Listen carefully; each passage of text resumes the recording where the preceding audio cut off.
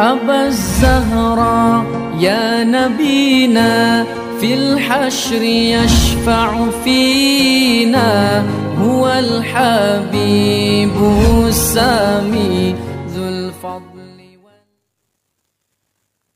Tabu berbunyi, gemparkan alam sunyi, berkumandang suara azan, mendayu memecah sepi, selang-seling sahutan ayam. Tabu berbunyi, gemparkan alam sunyi, berkumandang suara azan, mendayu memecah sepi, selang-seling sahutan ayam. Tetapi insan, kalaupun ada hanya mata yang celik, dipejam lagi, hatinya penuh benci, berdengkurlah kembali. Begitulah peristiwa di subuh hari, suara insan di alam mimpi.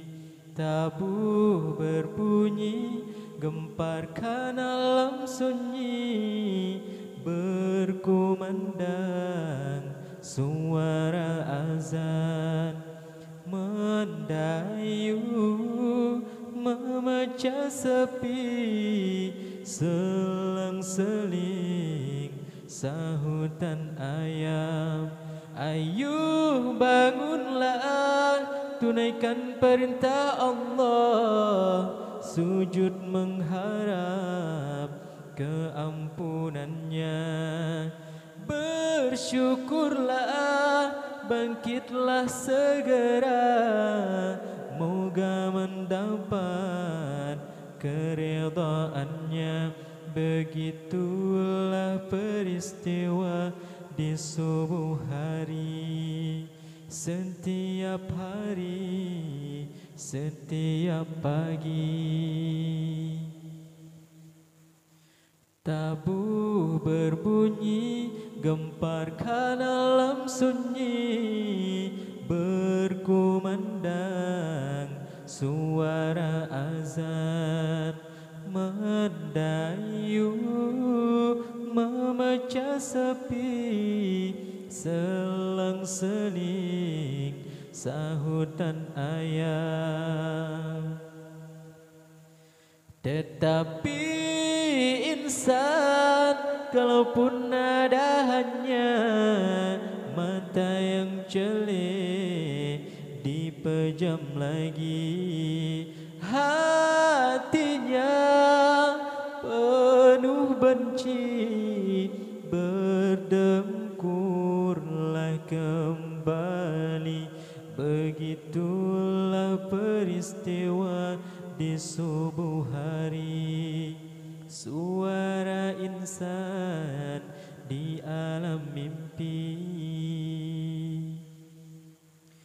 Tabuh berbunyi, gemparkan alam sunyi, berkumandang suara azan, mendayu memecah sepi, selang-seling sahutan ayam.